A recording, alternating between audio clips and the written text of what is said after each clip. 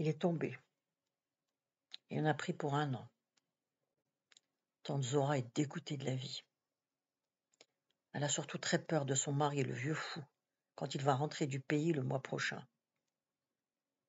Reda et Hamza, ses 2 autres fils, ils sont en chute libre à l'école.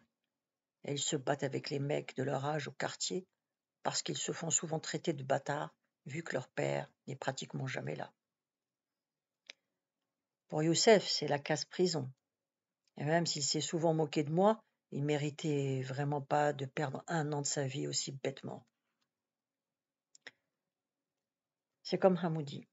Après la prison, il a fait de l'intérim et plein de petits boulots de merde. Aux galères les uns que les autres, et aussi galères les uns que les autres. Il n'a jamais vraiment réussi à se rattraper depuis. Maintenant, il vit du deal et ne peut pas mener une vie normale. La retraite et la sécu spécial dealer, ça n'existe pas encore. En tout cas, j'aurais jamais imaginé que ça puisse arriver à Youssef. Une voyante me l'aurait dit il y a quelques mois, je l'aurais pas cru. Ma mère m'a raconté qu'au pays, quand elle était encore chez ses parents, sa tante et une voisine l'ont emmenée chez une voyante. Tout le monde s'inquiétait parce que maman refusait de se marier. La voyante lui avait dit que l'homme qui lui était destiné allait venir la chercher de l'autre côté de la mer et que c'était un homme qui travaillait la terre et la pierre. En fait, c'était juste mon père. C'est vrai, il est venu la chercher de l'autre côté de la mer, de France, et en bateau, parce que ça coûtait moins cher que l'avion. C'est vrai aussi qu'il travaillait avec la terre et la pierre, puisqu'à l'époque il était dans le BTP, bâtiment, travaux publics. Sauf que la voyante, elle a un peu oublié de lui raconter comment ça allait se finir. Ces gens-là te disent que ce que tu veux entendre. Comme pour Shérif. Shérif, c'est un mec de la cité. Il est arrivé de Tunisie il y a environ 6 ans. Tout le monde le surnomme Shérif parce qu'il a une vraie dégaine de cow-boy. En plus, il porte tout le temps une casquette rouge frappée d'une étoile. Avec ses cheveux noirs et sa moustache, on le croirait tout droit sorti d'un western. Ce type-là est allé voir une voyante qui lui a dit qu'il deviendrait bientôt très riche. Ça fait des années qu'elle lui a dit ça. Elle aurait dû peut-être lui préciser ce qu'elle entendait par bientôt. Bref. Depuis ce jour shérif, il joue tous les jours au tiercé. Et il y croit à mort, hein. Pour attendre les résultats, il va au bar tabac de la petite place. Et comme il perd à chaque fois, il devient nerveux. Shérif, c'est un Méditerranéen, quoi. Quand il gagne pas, c'est-à-dire à tous les coups, il chiffonne sa casquette, gueule des insultes en arabe et s'en va. C'est comme ça depuis très longtemps. Des fois, je me dis que la vie est vraiment un coup de chance quand même. On trouve qu'on n'a pas de bol, mais on ne pense pas aux gens qui en ont encore moins que nous. Si, ça existe. Par exemple, ce môme qui était avec moi à l'école primaire et qui se faisait tout le temps taper dessus. Un petit blond à lunettes, abonné au premier rang, et qui avait tout le temps les bonnes notes en classe, apportait des crêpes à la maîtresse pour Mardi Gras et mangeait du porc à la cantine. La victime idéale. Maman a commencé sa nouvelle formation. Ça lui plaît bien, à ce qu'elle me raconte. Elle a déjà sympathisé avec 2 autres femmes, une Marocaine de Tanger et une grand-mère normande qui s'appelle Jacqueline. J'ai supposé que c'était Jacqueline, la formatrice. Je me rends compte que ma mère est quelqu'un de sociable, contrairement à moi. Quand j'étais petite et que maman m'emmenait au bac à sable, aucun enfant ne voulait jouer avec moi. J'appelais ça le bac à sable des Français. Parce qu'il se trouvait au cœur de la zone pavillonnaire et qu'il y avait surtout des familles d'origine française qui y habitaient. Une fois, ils faisaient tous une ronde et ils ont refusé de me donner la main parce que c'était le lendemain de l'Aïd, la fête du mouton, et que maman m'avait mis du henné sur la paume de la main droite. Ces petites têtes à claques croyaient que j'étais sale. Ils n'avaient rien compris à la mixité sociale et au mélange des cultures. En même temps, c'est pas vraiment de leur faute. Il y a quand même une séparation bien marquée entre la cité du paradis où j'habite et la zone pavillonnaire Rousseau. Des grillages immenses qui sentent la rouille tellement ils sont vieux et un mur de pierre tout le long. Pire que la ligne Maginot ou le mur de Berlin. Sur la façade du côté de la cité, il y a plein de tags, des dessins, des affiches de concerts, des soirées orientales diverses, des graffitis à la gloire de Saddam Hussein ou de Che Guevara, des marques de patriotisme, Viva Tunisia, Sénégal représente, et même des phrases extraites de chansons de rap à coloration philosophique. Mais moi, ce que je préfère sur le mur, c'est un vieux dessin qui est là depuis longtemps, bien avant l'ascension du rap et le début de la guerre en Irak. Il représente un ange menotté avec une croix rouge sur la bouche.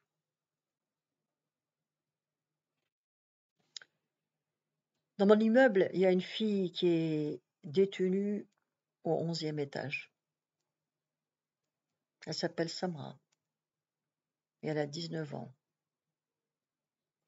Son frère la suit partout. Il l'empêche de sortir et quand elle rentre un petit peu plus tard que d'habitude des cours, il la ramène par les cheveux et le père finit le travail. Une fois, j'ai même entendu Samra crier parce qu'il l'avait enfermée dans l'appartement. Dans leur famille, les hommes, c'est les rois. Ils font de la haute surveillance avec Samra. Et la mère ne peut rien dire, rien faire. À croire que c'est vraiment la poisse d'être une fille. Sauf qu'il y a quelques jours, des voisins ont dit à maman que Samra s'était sauvée. Depuis 3 semaines, tout le monde la cherche. Son père a même déposé une main courante pour la retrouver. Ils ont collé des affiches dans les environs, les magasins, la poste, les halls des tours, les écoles. La photo date de quand Samra était en 6e. L'appareil dentaire, ça rend pas très bien avec la photocopieuse. Ça me fait penser à cette émission avec Jacques Pradel où il retrouvait des gens perdus de vue. Il y avait même des mecs qui n'avaient pas revu des membres de leur famille depuis plus de 20 ans. Cette émission, c'était trop fort. Ils réussissaient à les retrouver, même s'ils avaient changé de gueule, de nom et tout. À part quand ils étaient morts, ça marchait carrément à tous les coups. Après, quand ils faisaient les retrouvailles, les gens chialaient, s'évanouissaient. Ça donnait un côté spectaculaire à l'émission. Une fois, ils ont retrouvé un cousin à Sydney, en Australie. Ils ont filmé sa baraque, sa nouvelle famille, son nouveau boulot et tout ça. Je trouvais que c'était pas cool pour le mec qui souffre de la disparition depuis des années, qui s'est cassé la tête pour le retrouver et qui se rend compte qu'en fait, l'autre cousin, il avait rien à foutre et qu'il a une nouvelle vie géniale. Bref, en tout cas, en ce moment, dans le quartier, tout le monde ne parle que de la disparition de Samra. On dit même que des gens l'ont vue à Paris avec du ventre. Genre, elle est déjà enceinte. La rumeur circule de l'épicerie à la sortie des écoles en passant par le pressing. Quand Samra a été enfermée chez elle dans sa cage en béton, personne n'en parlait, même si les gens trouvaient ça normal. Comme si les gens trouvaient ça normal. Et maintenant qu'elle a réussi à se libérer de son dictateur de frère et de son tortionnaire de père, les gens l'accusent. J'y comprends rien. Youssef, lui, il ne peut pas s'échapper. Tante Zora nous a encore téléphoné pour raconter la dernière visite. Elle n'arrête pas de nous dire qu'il maigrit et que ses yeux sont vides. Elle ne reconnaît plus son fils. Et je crois bien que ça lui fait peur. Mais quand même, je trouve qu'elle devient plus courageuse. Elle affronte mieux cette épreuve qu'au début. Il fallait un peu de temps pour s'y faire, c'est tout. C'est horrible de se dire qu'à force de subir, on peut s'habituer à tout, et particulièrement au pire. Dans 2 semaines, le père de Youssef revient du bled. Mais je me demande vraiment comment ça va se passer. Maman aide tante Zora à préparer une tactique.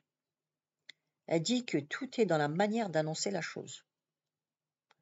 Pour les mauvaises nouvelles, il faut s'inspirer de la télé, du courage et du tact, de Gabi dans Sunset Beach, quand elle annonce à son compte mari plutôt, qu'elle l'a trompé avec son propre frère. En plus, il était prêtre, le frère. Encore pire.